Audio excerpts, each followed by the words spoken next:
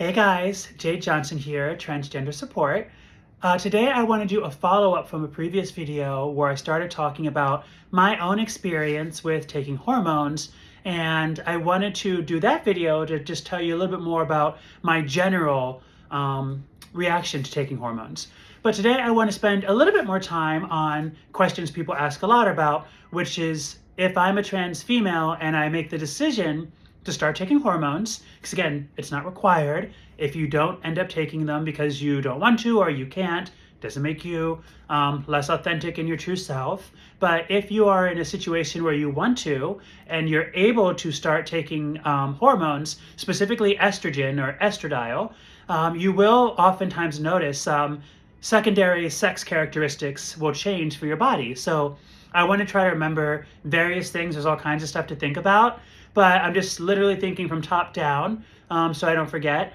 One thing I talked about in previous videos is, you start growing your hair out even before hormones. That's something a lot of people do. Again, it's not required to have long hair, as an identifying woman, but a lot of times it's fun to grow your hair out. Now, for a lot of people taking estrogen, they do notice that because the hormonal balance is changing, you're introducing estrogen, you're oftentimes taking something to reduce the testosterone in your body. It's a lot of change of hormonal balance. And so because of that, you might see a change in your hair growth rate.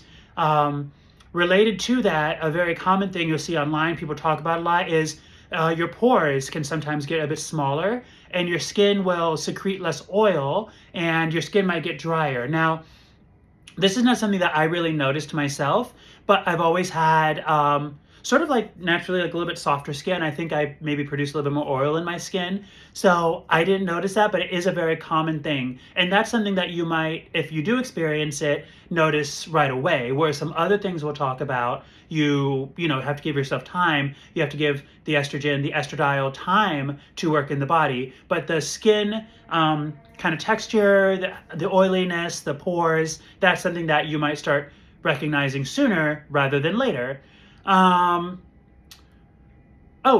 thing just put out there, because people ask, I always have to remind, taking estrogen will not change your voice, okay? So this is something I can say playfully and lovingly. We can be envious of our trans men, trans brothers, because taking testosterone will oftentimes, it'll thicken the vocal muscles. So you'll see a lot of your trans male friends, by taking testosterone or taking T, their voice changes. For trans women, while the hormones can thicken your vocal cords, taking estrogen will not take that backwards, right? It won't reduce anything that happened during puberty. So it's set as what it's set. You won't change the anatomy, but if you choose to do so, you can start taking, as I mentioned before in other videos, vocal therapy, work with a speech pathologist. And the idea is that you learn how to use your existing instrument differently, because it's not just pitch, there's resonance, there's all kinds of things.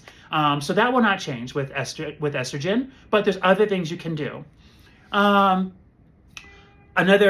big one people, of course, often ask about, what about fat distribution, specifically in my breasts, but elsewhere as well? Okay, so that's a big one that can have big changes. And this is going to vary from person to person, of course, from woman to woman, but you will most likely see there's going to be some change to your chest, to your breasts, okay? It's very common for more fat to be distributed there. Oftentimes it might lead to more sensitivity in like the nipples and areola. You will see that most likely to some degree. I find that when I talk to people, the question is not as frequently, will I see growth? It's more, will it be enough for your own goal? So like when I was taking estrogen, I was happy to see some growth there. And to the point I was making earlier about giving yourself time, that takes a while. So if it's been a few weeks, been a month, 2 months, and you see no growth, don't be, disenchanted or concerned. It takes a while. Sometimes people can take up to a year, I think I've heard, to start seeing that change. But once you start seeing it, you'll notice it, more gradually. And for a lot of people, it's something that you may not even notice every day, but others could probably see it by looking at your silhouette, your side silhouette, etc. So you will see that. Now, again, I like to be very transparent with my journey. I did see growth, but I wanted more. So I did have top surgery. I had a breast augmentation. But it is worth noting that before I did that, I did see some natural growth, and that was really exciting. Also related to fat distribution, you will often see fat just not just your breast, but throughout your body be distributed differently. So for example, where it sits in your face might change, which is actually really nice because sometimes by doing so, it might give you more of a feminine shape. Sometimes online people talk about a more apple shape or a rounder shape or softer shape. There's different distributions of fat in the face, very commonly attributed to women versus what's commonly attributed to men. So you might see that. And also in your legs and hips and buttocks. That's a big one for a lot of people. And that's something that for me, again, full transparency, I was happy to see my breast growth. It wasn't something that was as much as I wanted, but in my own journey, I did see quite a bit of change where I used to get tons and tons of, I gain weight really easily. I used to see tons and tons of weight in my tummy and my stomach, and I still do, unfortunately. But I notice now we're a little bit more equal opportunity, and we share that. If I gain weight, it goes into the hips and to the thighs and the legs in general, the butt. And that's really nice because then that can oftentimes give you more of that female associated silhouette. So pay attention to what's going on in the lower body as well. So those are some main things. Talking about the fat distribution made me think I wanted to say one other big thing, but I do want to keep this one a little bit shorter. But I would say that if you want to know more about any of those particular changes, or if I forgot something that is common or that you went through, please remind me. I will be happy to do a part 2 of the video.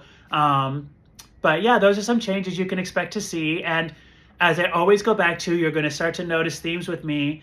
One, these are changes that could happen if you are on the journey that includes hormones. Do not be stressed or pressured if you can't or don't want to. It's a choice as part of your journey. And then if you do decide to take them, don't rush the process, right? I know how exciting it is to get that first prescription, to get the box, or however you're getting the hormones, and to say, this is sort of like a day one of the rest of my life. And then on day 2, you want everything to just look different. It's not going to be that quick. Give it time, but just know that you're on the journey and be proud of yourself for taking that step.